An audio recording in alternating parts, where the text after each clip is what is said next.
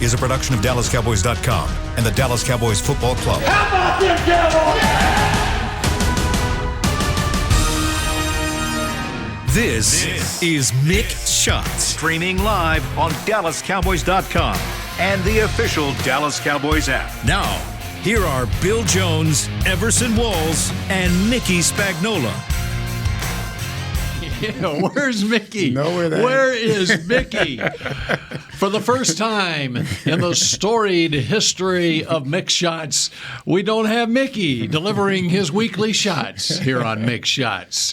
I am Bill Jones with Everson Walls, and for the second straight week, we've got Dani Sureck filling in for Mickey this week. She filled in for me last week. I didn't do a half bad job, I guess. Or maybe you guys were just so desperate to fill Mickey's spot. You're like, you know what? She's here. Let's bring her back on. Hey, It'll be fine. Let's just be real. Looking at you is much better than looking at Spags this time of the morning. You know what I'm saying? Anytime. Let's just be honest about that. Well, we got so much to talk about. You know what? It is now a new month. All of a sudden, it's June 1st. And the Cowboys, we can say this. The Cowboys are out on the practice field after a long weekend, and it's the second week of OTAs.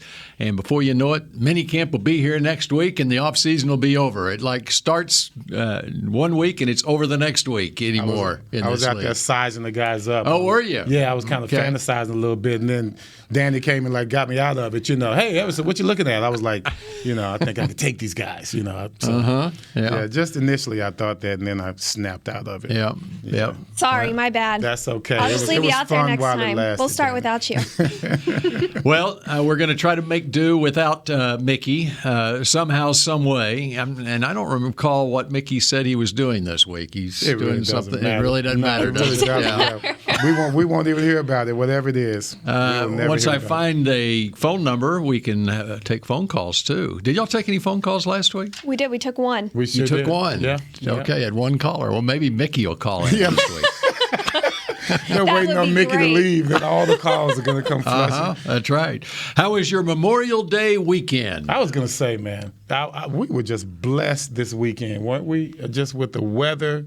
I had a great weekend. I hope you guys did, too, hanging out with both sides of the family. What is your ideal weather day? Because yesterday it was raining like crazy. But I'm talking about Friday, Saturday, beautiful days. Right. Yeah, beautiful days. We had some events. Of course, graduation was this weekend. And my sister-in-law is like, we keep calling her. We've elevated her position on the school board because we don't know exactly what she does. We just say she's the president. That's all. We just call her the president of the school board of Richardson School District. Really? I didn't know that. She's the first African-American on the Richardson School Board in their history. Wow. Yeah, and she's been doing a lot of work. And, of course, her son, Brian, he graduated this past weekend. So her signature is on his diploma. Oh, that's cool. Isn't that very cool? And she presented him with his diploma as he walked across the stage. Well, that's special. So you can imagine she, tried to play it off and be all cool and gave it to him. Then she just runs up and hugs him on the neck. And so which high school did he go to? Richardson High School. Richardson High School. That's a rival of yours. Yes. You went to Berkner. They were no rival. They were no rival. On that field, they were at the Richardson Eagles field. I torched them. Yeah, I killed them. Yeah. Okay. Well, they played Eagle Mustang Stadium, Richardson Stadium, and we go Wildcat Ram. Wildcat Ram. Yeah. So we share it with Lake Highlands. We beat Lake Highlands too. Yeah. Come on, man. I made a difference, man. I made a difference. They never would. My only year playing football in high school, my senior year. And, when I finally decided to play football, we smoked them. Mm-hmm. We smoked all our district guys. Now, was your sister an athlete? They were, but they didn't. Back then, Title IX had just come along. We're so old, Dani. No, you're not. Girls basketball in our day. Yeah, there were 6 on the court. They had 3 on one end of the court. Yes, unbelievable. They couldn't even cross half court. They couldn't cross half court because you guys didn't have the ability to just dribble the ball. Girls didn't have this, and girls didn't have this quote unquote. They didn't have the stamina to be able to. Let's say quote unquote because I know that wasn't true. You know that wasn't true. Isn't that crazy? Right. I thought you would say maybe they let him play with 6 as an extra. I didn't even mean 6 total. on the It's court. 3 on one Six, end, no, there were 6 on defensively and each team. offensively. Yeah. So you had 3-on-3 on one end, and then 3-on-3 on the other end. It was That the same is game insulting. going on. Yeah, that is insulting. It Yeah. is Man. insulting. Crazy. Yeah. And in Iowa Look or at that, man. This is crazy. someplace We have to explain like in this to her. Iowa Isn't or that Nebraska, embarrassing? Yeah. they continued that up until about a decade ago. I don't know how long ago they stopped it in some state in the Midwest. I can't remember what state it was. I don't know Crazy. why. Well, maybe it's it takes fewer people if you're going 5-on-5. So I don't know what they were thinking, but That's great though. it's not our fault, Danny. Don't look at us, okay? I won't blame you. We didn't think that. All right, one other note on school boards, Mm-hmm. okay? And my parents were great parents. My mom went to every single school board meeting when we were going to school. She was that person. When I have a twin sister, Janet, okay? When we graduated from high school, we were the last to come through. They presented her with a plaque for attending every school board meeting. That is great. No, that plaque was like, please don't come to any more schools.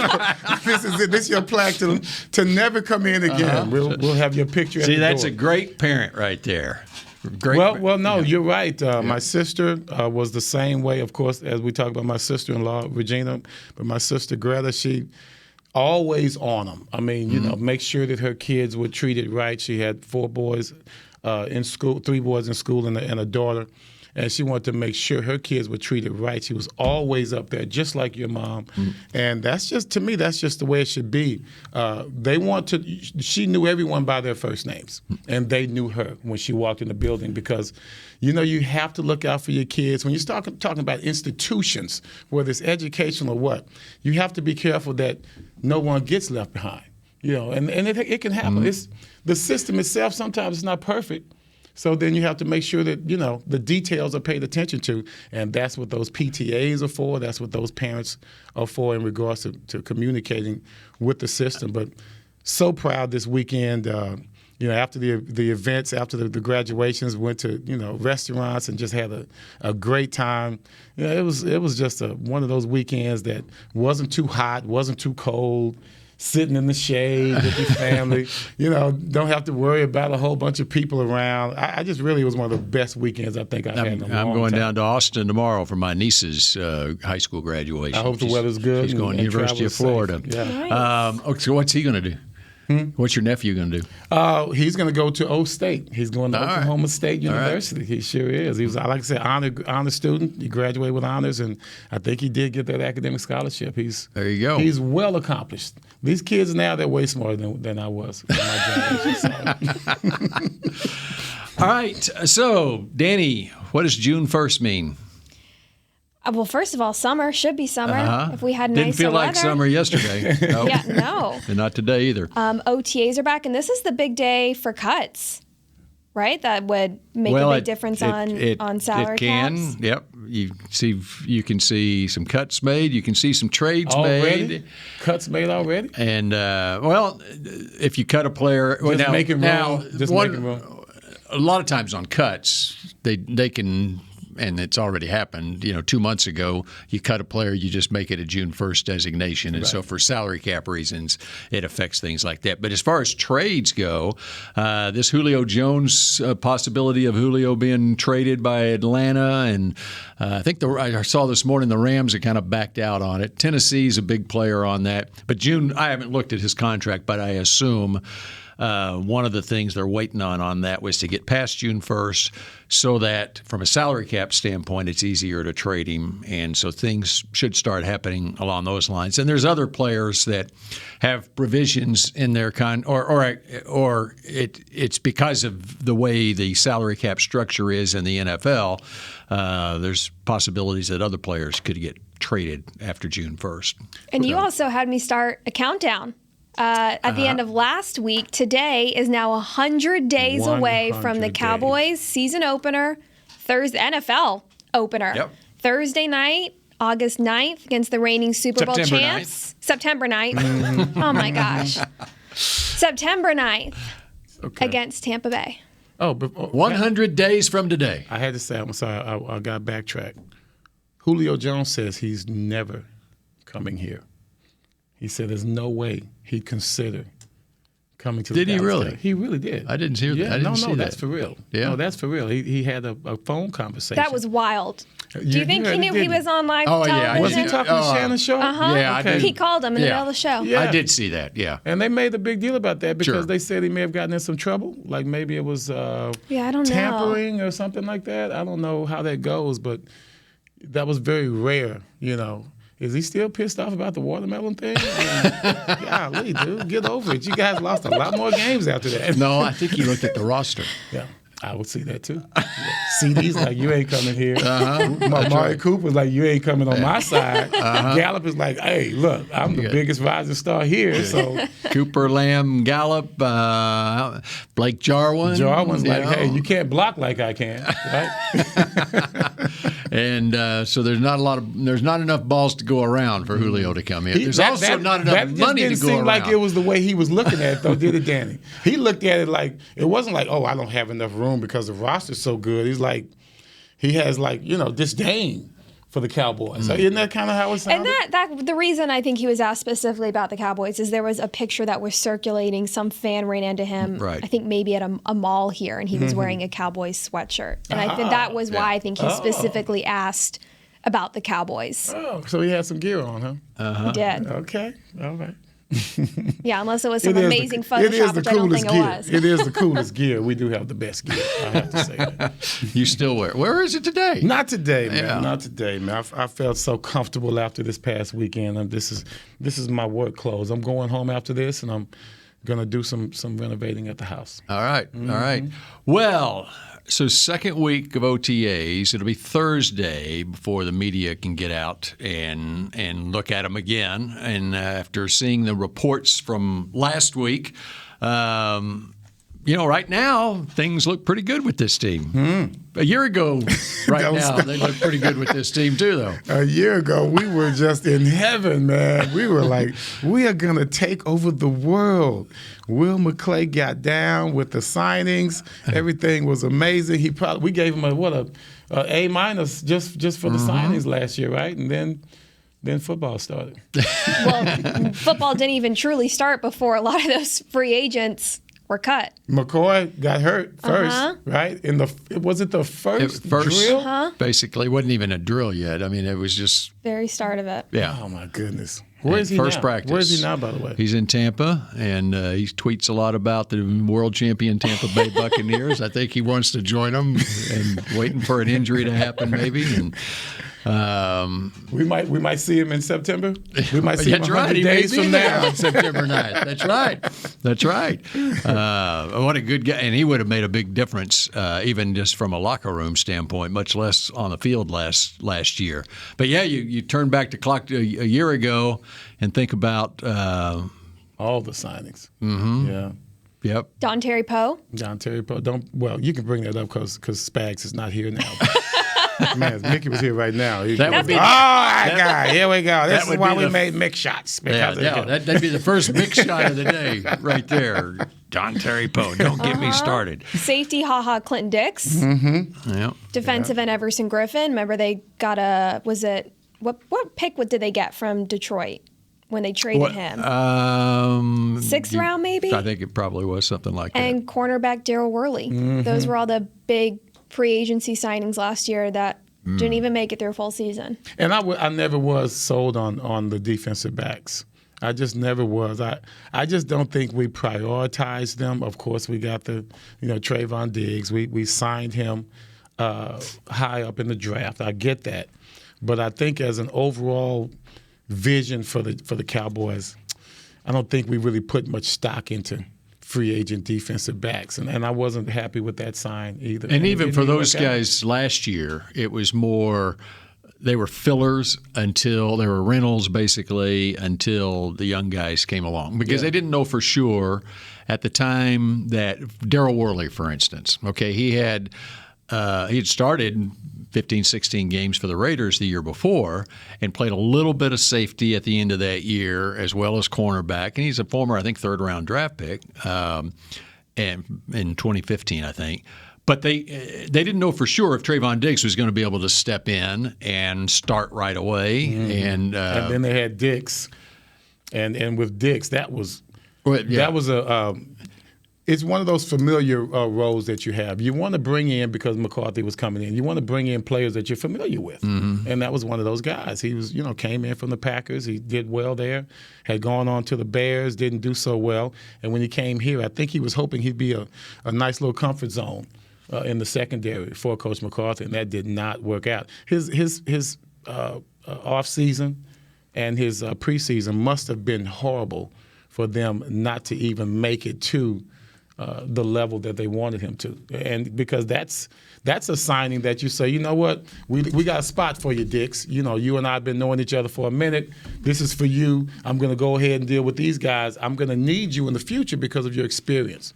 They didn't even get to that point. Mm-hmm. So that just lets you know whatever he was doing on the field was not working out at all. So what makes you feel more confident in defensive backs they signed this year in Jaron Kearse, DeMonte Kazee, and then Keanu Neal, who's going to play linebacker but, has that safety experience? Why do you feel better about them? I don't know if I do necessarily feel better about that. I feel better about the rookies than I do the free agent signings. I guess I kind of take myself back there.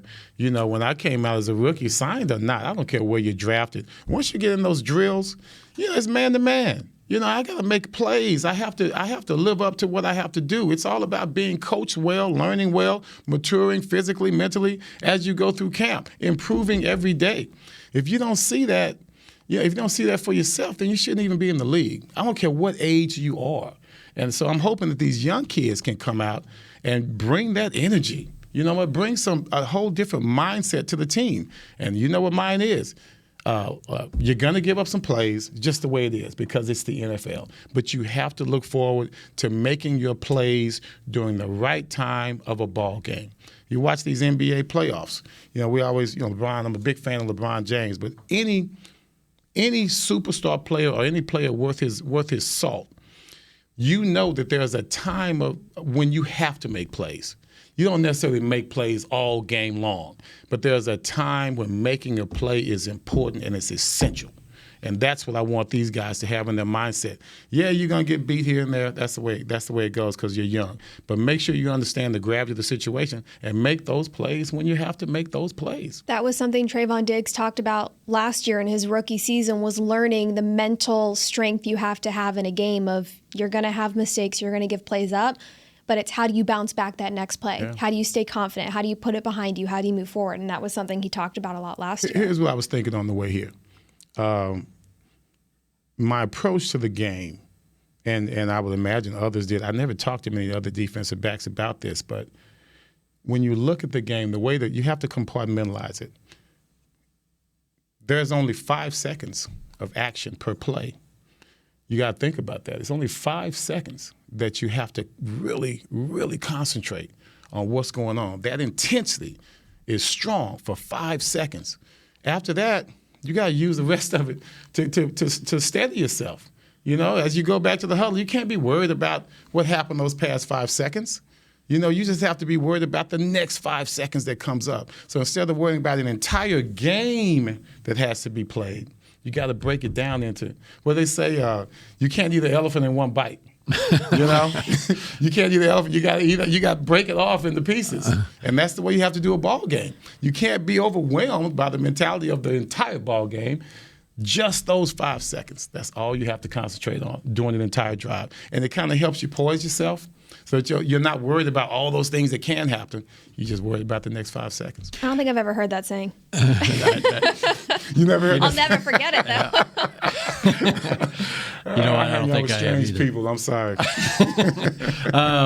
Answer your question on, I think another reason that one of the reasons there should be more faith in the signings of Kazee and Keanu Neal this year is because of Dan Quinn had them last year and had them the last 4 or 5 years. More like the McCarthy-Dick situation. Yeah, but it had been several years since McCarthy had Clinton Dix. Plus, he's on, even though he's the head coach, he's focused on the offensive side of the ball.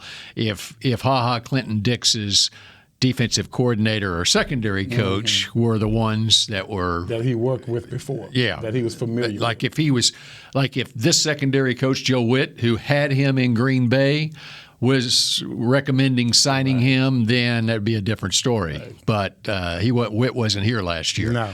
And so Dan Quinn knows these guys. He knows exactly where they are from a health standpoint as well. And I think, especially and I don't know so much about Kazia. He may fall in the same category, but the fact last week, you can kind of read into who the Cowboys media people put in front of the cameras first in the first OTAs, and Keanu Neal was one of those that they put up front and center. Okay, that tells you that he likes talking to the media. He can be a spokesman. It has that mentality about him, and also he can communicate with his teammates. Yeah, that's right, and can communicate with his teammates, and that there is going to be a primary role for him on this team. Even though they're saying they're lining him up, and he's learning will linebacker right now. He mentioned the will and the dime linebacker. That's, I think, basically is where you're looking at him, where he can basically still be the box safety that he was in Atlanta, where he was specialized in and made plays, made the Pro Bowl in 2017, but in the sub packages, in 70% of the time they're in sub packages, if not more than that. Now I was going to ask you if you think are we going to start off in nickel again? That's right. I mean, depends on what the other team comes out in. But if they're coming out with 3 receivers, 4 receivers, we're going to see that a lot. You have no choice. That's right. Yeah. So, but after last year, I would imagine, no matter what your strength is, when you play the Cowboys, you're going to have a 2 tight end package. Just based on what you saw last year. Until they prove they can't stop the run. Until they prove they can't stop it. I mean, I think that's something they should be prepared for. Be prepared for the 3 linebacker set. There's the typical run situation, first down, run defense set. I'm hoping. Yeah. Well, I think another point you kind of touched on Everson is having Neal and Kazee from Atlanta is thinking about the locker room aspect of it, and not just maybe a veteran presence, but the fact that they've worked so closely with Dan Quinn so recently as well, as that helps maybe any sort of communication barrier between the players and what Quinn is looking for and what he likes. And, if you're out at practice and you have a question, I think that is really helpful too, especially they're still pretty young, the Cowboys, in that defensive back group and safety. So, and the fact that Kazee looked even the linebacker great at practice, coming off that Achilles injury in October, the fact that he seems like he will be ready to go, I think that's really important for them too. And they probably saw that before they signed him. Well, if you recall, such confusion last year. And no one, that's their excuse, no one knew what they were doing. Yeah. And so now you bring in these familiar faces from the Quinn defense. You have some guys that can communicate to the other players, okay, this is what you're doing wrong. I can see this, so they can have other coaches, not just, on the sidelines, but sometimes out there on the field with them, making sure those adjustments are made. So hopefully it'll make Jalen feel better because he had major complaints about it. If I'm not mistaken, some of the D linemen had complaints about not knowing the scheme. So maybe that takes away the excuse of that. And that gets back to just the whole dynamics of the pandemic last year and not having any on-field practice sessions last year. Right. I mean, where they were having to hit the ground running. And they've admitted that it was a mistake last year making so many changes when they didn't have an off season, and you can't in 3 weeks' time get them up to speed. That'd be like trying to learn the flex, the flex defense. Right. We were blessed. It's one thing doing it on Zoom, okay, when you're doing virtually whatever, but you got to be out on the field. And with a new coaching staff, they don't know and a new system. They don't know. They don't have a knowledge of the players even coming back, how they learn, how do you coach certain players, what their mentality is, their personalities are, and so forth, and not to mention the free agents that came in. And usually, when you've got a holdover coaching staff, at least you've got 60% of your players that you've worked with before, and maybe you got 30 to 40% newcomers that you got to learn. But they didn't have any of that, so they're learning August 5th that, this guy, he's, I got to show him exactly on the field how to do it. And if it was the same defense, that'd be one thing. If they were carrying over the same defense, but they weren't. The other thing about it, no preseason games either, to where, all right, it's one thing you're in practice, not going up against anybody. It's another thing when you're playing in a game, even if it's a preseason game, and bullets start flying, and now it's totally different. Exactly. Practice. And that's when the coach realizes, we didn't go over that. He didn't understand that. I'm not much of a coach. But I do know some stuff, and I've coached kids in some camps in the off season, and I try to show them some of the stuff I have. It works out pretty well. They're pretty good at communicating with me what they don't know. But there are times when we're in the classroom and everything is so simple. Like, guys, this is all right. Come on up, show me. No problem. All right, got it. They're like, yeah, we got it. As soon as we get out there, I'm going all over the place, yelling. They don't even know where to line up. None of y'all know what the hell y'all are doing. So yeah, it's easy to happen. That to me, that's the norm. Yep. The exception would be for it to work out easily. So that's what's going to happen, and thank God we don't have to deal with that this off season. That reminds me of school. Like, you do really poorly on a test, and your parents like, "What happened?" Like, I don't know. I understood it during the week and doing my homework, but you get to the test and you don't know what's going on. That's right. Like, if your mom's working with you, like, "Oh, you're doing so well, you Daddy. got it. Oh my God, you're gonna do great. Hey, you're gonna do great." It wasn't the same problem. That was the homework. You go in there, you pick up the test, you go, "I don't know what the hell's going on." I used to say, well, no one else in the class did well. Well, my parents, I don't care how the other students did. I'm like, okay. All right. We've got much to get to here on Mick Shots without Mickey, and we continue in just a moment. Dani Shots. Honey, big news. Gary, are you okay? Oh, I'm not Gary anymore. I'm Jackie Flash. What? See, I want the latest smartphone, but the best deals are only for new customers. So, to get a new customer deal, I changed my name to Jackie Flash. Okay, but the best smartphone deals at AT&T are for everyone, new and existing customers. That's huge. Then guess who's getting a deal? Is it Jackie Flash? Jackie Flash.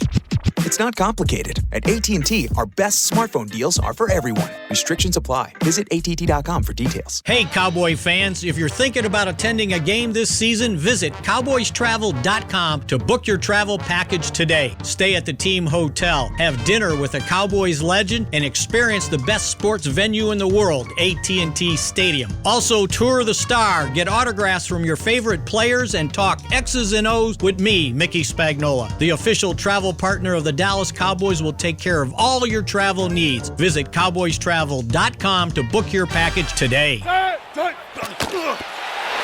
Hey, Cowboys fans, there's a lot to get excited about for the upcoming season, but nothing more so than having a packed AT&T Stadium to cheer on the Cowboys every Sunday afternoon. At SeatGeek, we've been using this time to make discovering, buying, and selling tickets to events in Dallas easier, like football games, country shows, rodeos, pro wrestling, and everything in between. Download the SeatGeek app today and let there be live. SeatGeek.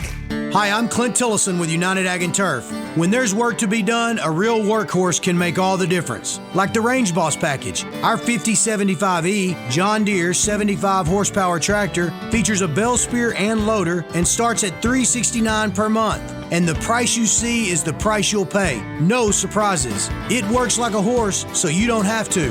Visit UnitedAgAndTurf.com. Offer ends February 1st, 2021. Restrictions apply. See dealer for details. Now, let's get to work.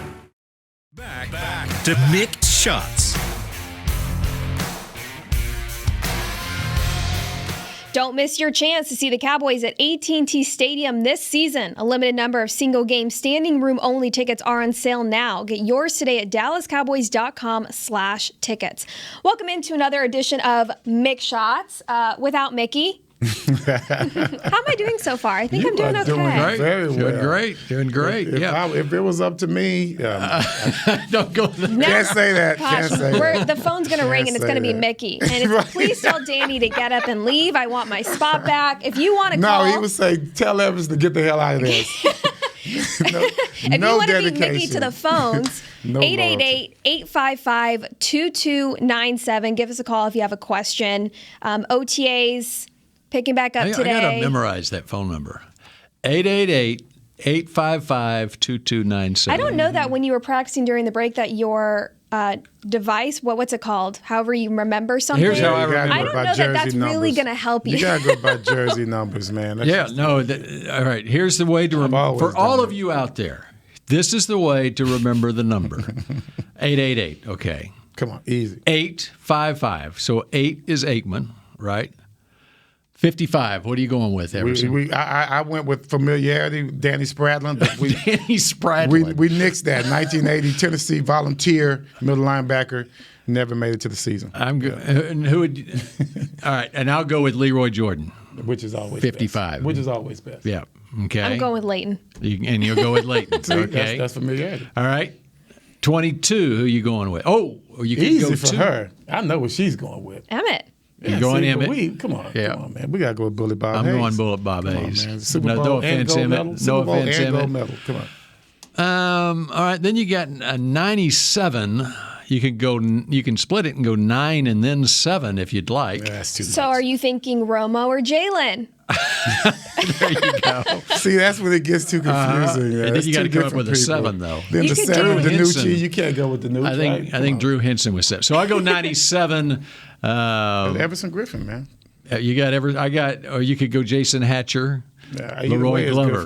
Gramblinite. So there you go. Yeah, That's we'll how check you back remember. in a week and see if you remember this. So the phone number is 888 Troy Aikman, Leroy Jordan, Bullet Bob Hayes, Leroy Glover. There it is. There you go. I like Leroy Glover. Yeah. I like that one. There you go. We got it. OTAs. We'll never remember that next You were going to ask a question. I don't even remember where we were going to go. Let me with give you this. some breaking news. Some breaking news. We have a signing in the National Football League. Right. It is my guy. My guy, Rex Burkhead, is signed with the Houston Texans. Plano Wildcats. That's right. I love that guy, man. Rex Burkhead. I you know do. what? Superman, they called him. Going back to I don't have my big green notebook with me.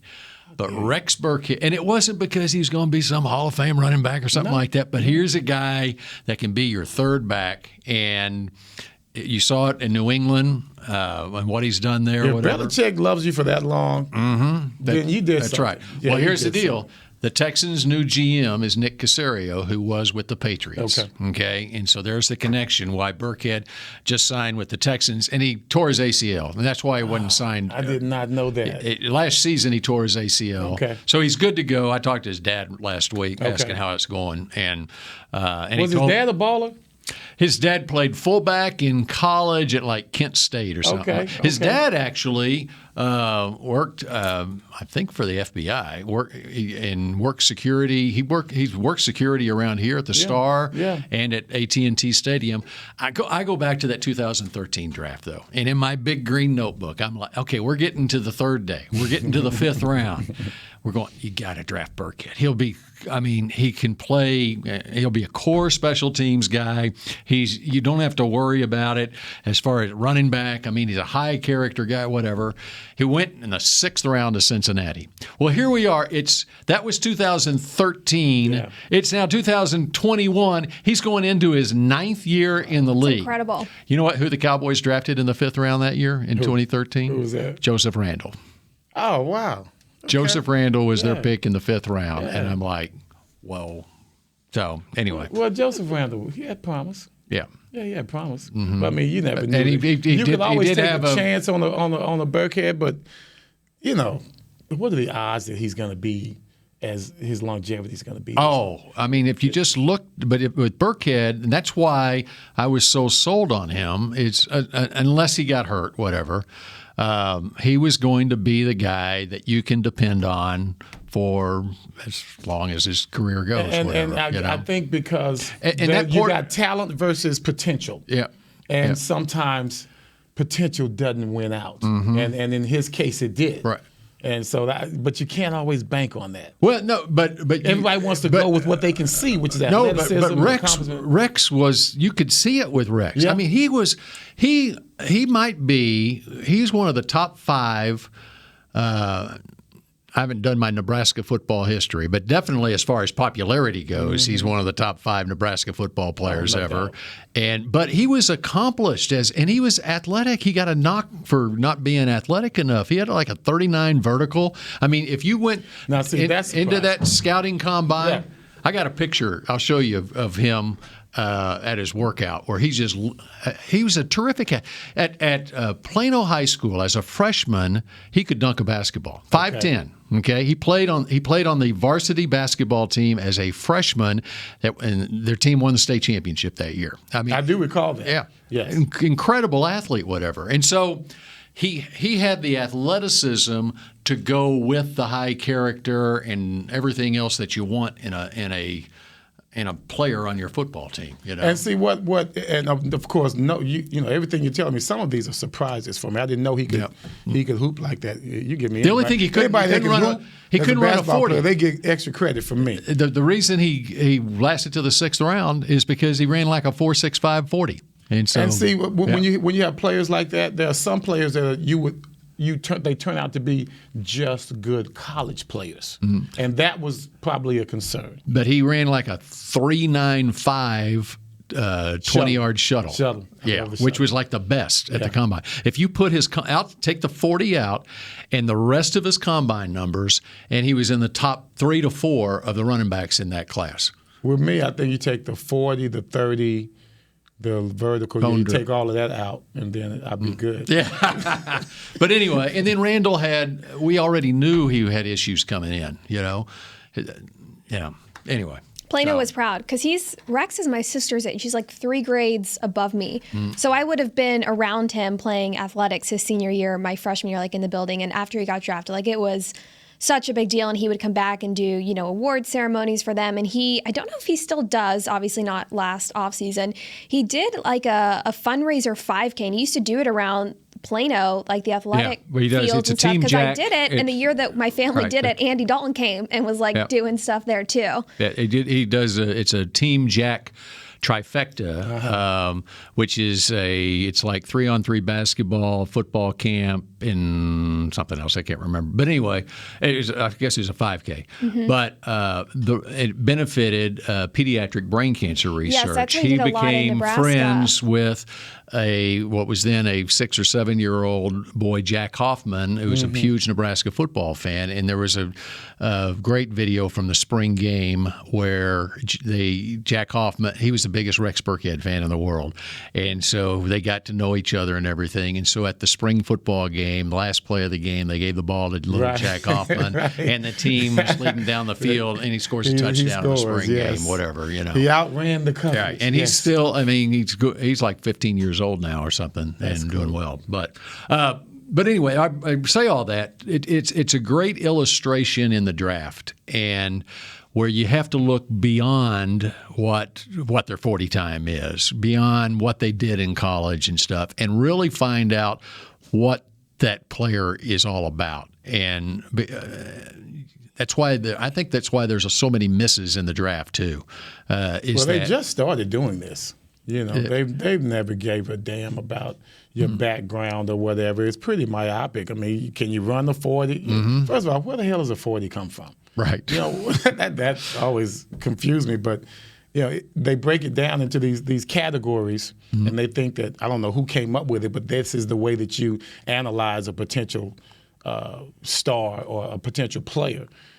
They've never really gone to this length as they have now, which is smart to me because you missed out on a lot of really good players. You've had a lot of problems in this league from players who were let's just be real, of low character in this NFL. I mean, we're talking about going back through history.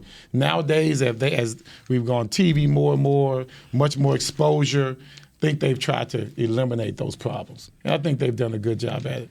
My beef, of course, being from an HBCU, I don't think they drafted one brother from a black college. I don't think they did this year. And they're doing now, I think they were supposed to do it this year or last year maybe, and COVID kind of messed it up. But they're doing, I think, like basically an additional Senior Bowl and stuff next year they've announced for HBCUs. Yes. Well, and part of it, they didn't have a season.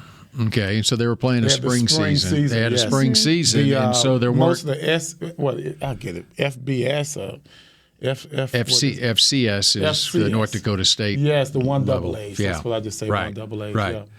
And that's why the draft is going to be, there's so much more work being put into the draft next year because there's so many more players in the draft next year. Players use the ability for another year of eligibility. Yes. The players and at that Getting level, crowded. That's right. And there were the fewest players basically ever in the draft this year. As far as draft prospects go. So now they're playing. We're going back into the fall. They're going to start back again in the fall. They start. Everyone's playing in the fall. Like the NBA did. Yeah, and so it'll be back on the normal schedule with about probably 300 more players, maybe more than that, in the inventory than what you normally have. A lot of work for scouts. Mm-hmm. It's a lot of traveling. That's right. A lot of traveling. Yep. Well, we'll see if Rex Burkhead plays in the preseason game against the Cowboys, August 21st. That's right. Possibility. I wouldn't even. If I were him, come on, 9 years in the league, he shouldn't even have to worry about that. No, he doesn't. He's a guy that he knows what he's doing, and that's the thing that you want. You want players that are accomplished at not making mistakes. You want players that are consistent. I just remember I am so confused at these mistakes I see on the field. My dad was one of my first coaches, and any coach that I had after that, it was all about, regardless of how good you are, you have to do it right first. It was always about doing it right, being in the right position. I recall learning how to tackle, the way they showed us how to do it. It was never about throwing your head in there anywhere or hitting the way these guys were hitting these days where they get injured. There was a way that they showed us how to tackle. Now, I still hated the contact, but I still had to do it correctly. And that was why we had to do it. When we played with the flex defense at cornerback, we were so detailed on where we lined up and where we ended up on our back pedal in order for that flex defense to work. You had to be strong where you're strong. And if you're going to be weak, you just got to come up and make the tackle because that's what it's all about. You're going to have a weakness in the defense. Know where you're strong and know where your weakness is. I just don't think they pay that detail is paid attention enough to these days from the coaches, not from the players, but this should come from the coaches. And I just don't see that. That's why you have missed tackles. You got a player, a defensive back who's out of position on deep balls or any ball in the air because the progression has not been taught. And I truly believe that. Defense is obviously going to be a big area of concern and focus this year for the Cowboys. Head coach Mike McCarthy is going to use 8 of their allotted 10 OTA practices before mandatory minicamp June 8th through the 10th. I want to hear from the two of you about your expectations because when there's a new coach that comes in, you have a little bit of a grace period for them and adjusting and understanding that. But now that McCarthy is entering his second year and now that he's going to have a normal offseason, how do your expectations change for him and this team and what you're expecting to see from him? How about we do this? Since it's 12-12 right now, how about if we come back and do that? Perfect. In our last segment here. Mm-hmm. How have our expectations changed? Is that what the question is? Okay. Yeah, it's a good tease. Mm-hmm. All right, very good. And we're back with more Mick Shots in just a moment. New Dr. Pepper Zero Sugar. You deserve it. I do deserve that. You deserve decadent flavor without sugar. And a day at the beach without sand getting everywhere. And a relaxing bath that your children don't interrupt. I deserve all that? It's really just a visual metaphor for Dr. Pepper Zero Sugar. Everything you want, nothing you don't. A visual metaphor on the radio. I do deserve that. Dr. Pepper Zero Sugar.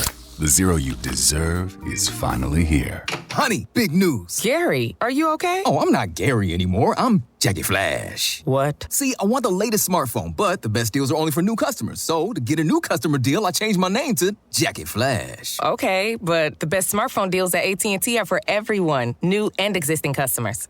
That's huge. Then guess who's getting a deal? Is it Jackie Flash? Jackie Flash. It's not complicated. At AT&T, our best smartphone deals are for everyone. Restrictions apply. Visit att.com for details.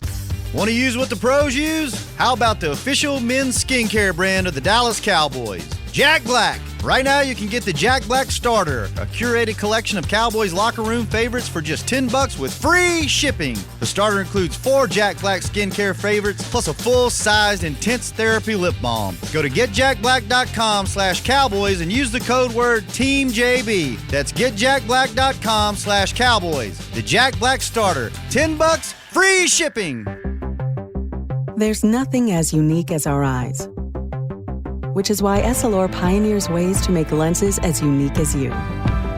Verilux for super sharp vision, Essential Blue for protection, and Crizal for freedom from glare. 3 cutting-edge solutions in a single unique lens. So whatever your needs, insist on Essilor. Visit your local Essilor experts and find the perfect lens for you. See more, do more, Essilor. Back to Mick Shots. Get the ultimate fan experience for the ultimate Cowboys fan. Join Dallas Cowboys United, presented by Globe Life, starting at just $20. Join now and get your exclusive fan pack, access to discounts on pro shop gear, and more member benefits. Visit DallasCowboys.com/United for details. Well, we thought maybe Mickey might have called in. Tell us how we're doing without him here on Mick Shots, but I guess he's still sleeping wherever he is. But if you would like to call us... Guarantee he's not. How old is Mickey? He better not be on his bike. I know that much. Old people don't sleep late. We don't sleep at all. I'm not even going to... I'm going to move right past that. Right. Yep, I'm going to be careful here. If you would like to call us, though, and you have a question, 888-855-2297. But you probably already remember the number based Just upon by Bill's jersey number That's reminder. Right. That's exactly right. Yep. 888-855-2297. That's the way guys do it. That's the way guys do it. Right? I've always done it that way. Yeah. That's right. All right. So your question, Dani, that you posed before that break, can you repeat it? Yes.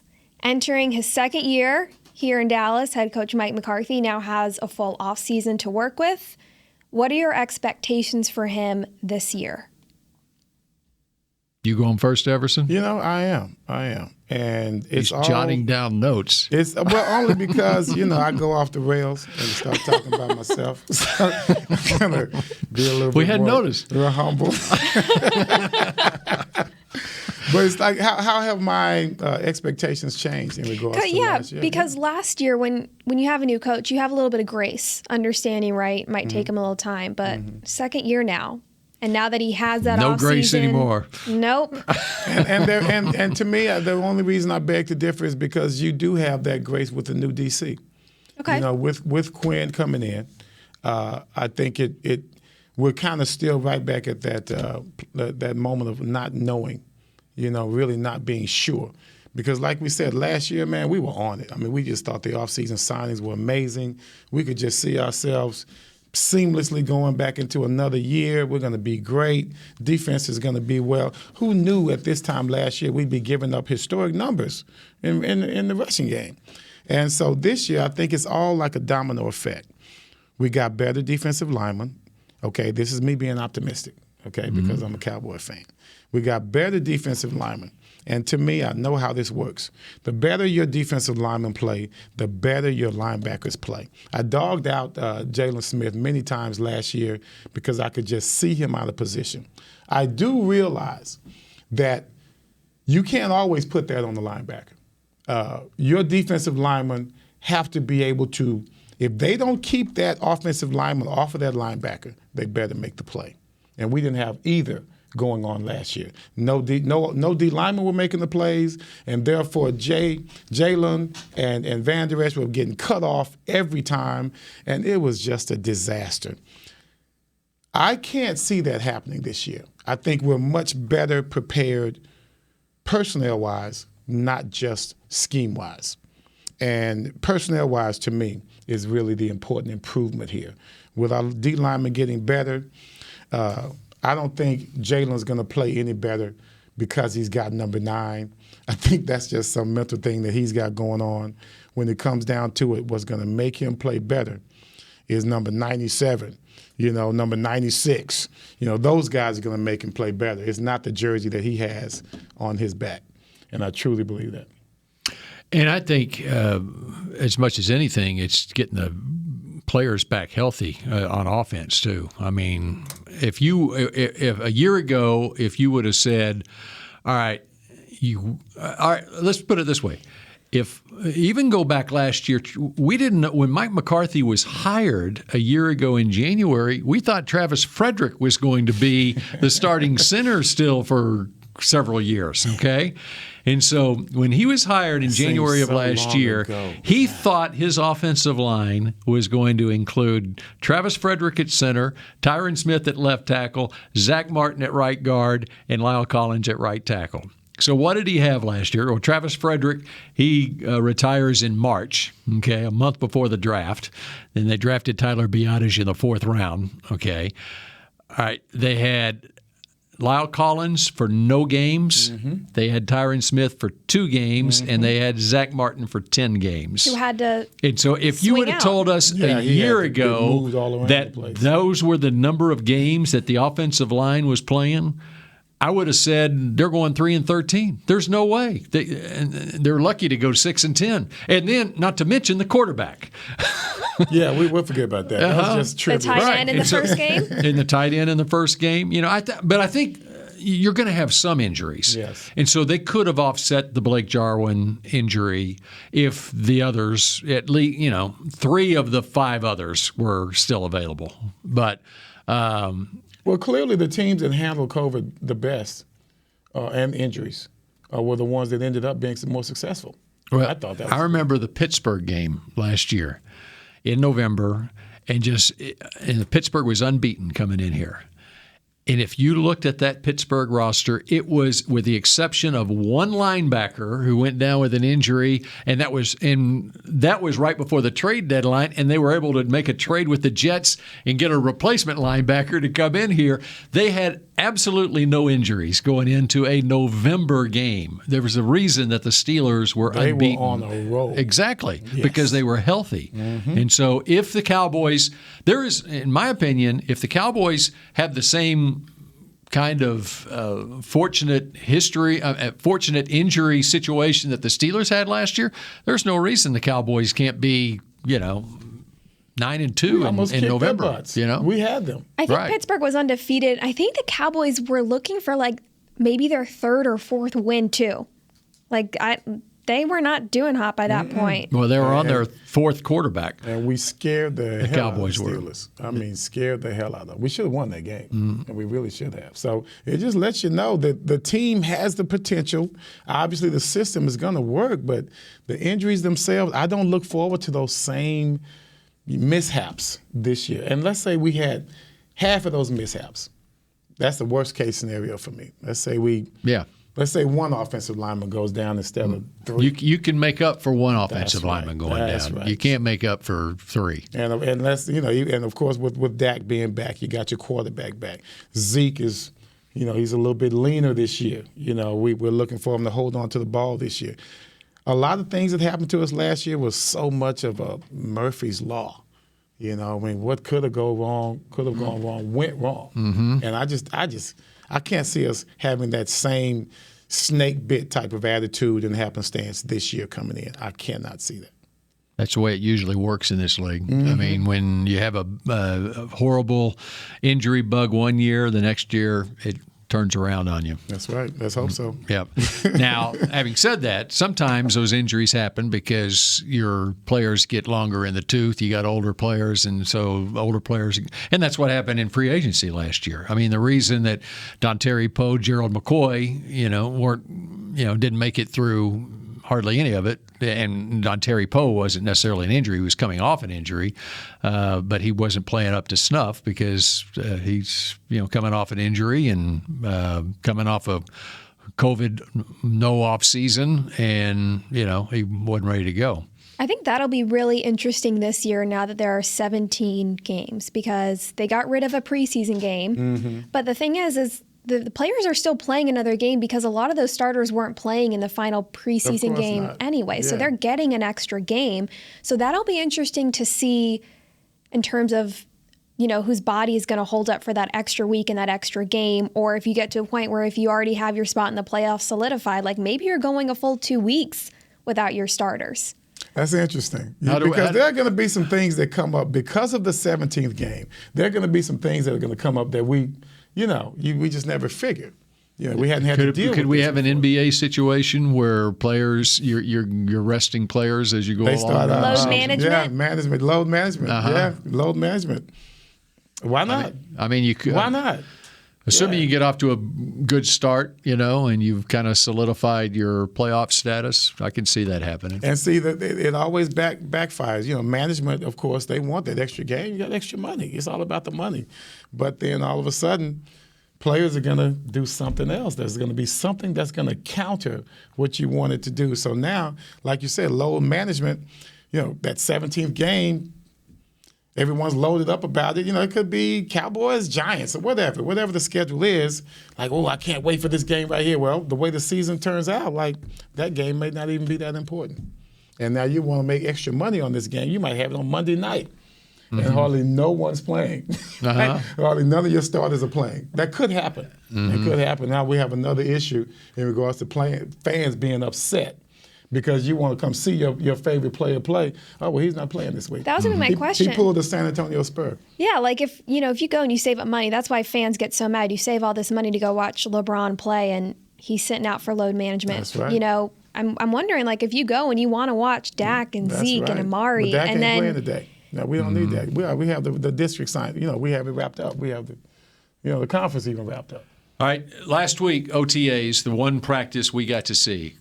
The best thing that came out of that practice, in my opinion, was watching Dak Prescott and seeing that he right now is already to a point where he could play in a game right now. He said it a month ago that he could play in a game right now, but the way he's moving around, he's in great shape. Mm-hmm. Now, they may be keeping him out of some drills just to make sure that he, doesn't get stepped on or whatever, but he looks great.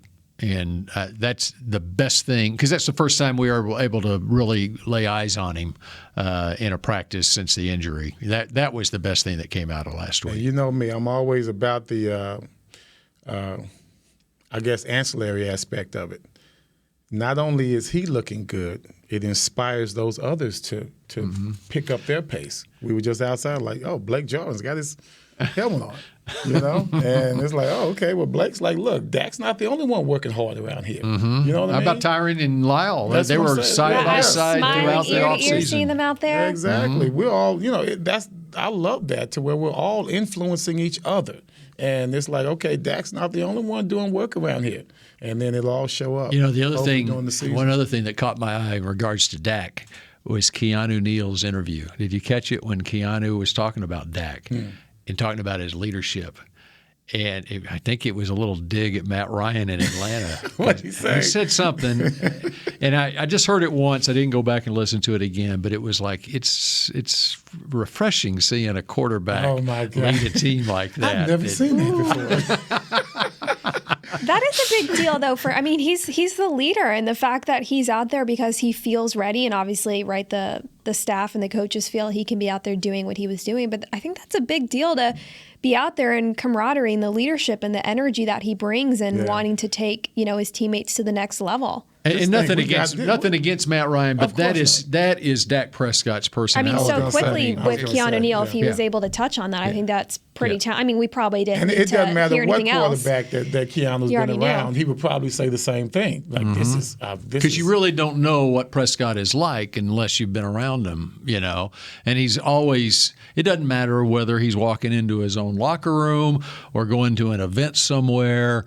When he walks in the room, he has a presence about him, without even trying. Exactly, without even trying. And he has an engaging personality where he genuinely asks about you, how you doing. Whatever. He's polite. Yeah. He's a polite person, and it's not just window dressing. I think he really is interested in what you're saying, and that's something that you can't teach that. That's something that his mom and his dad taught him growing up. See, that's the other thing when you go back to the whole draft process on a guy. All right, so why is it that Dak Prescott is the only quarterback standing with the team that drafted him in 2016? Every other quarterback has been traded, cut, or benched. Mm-hmm.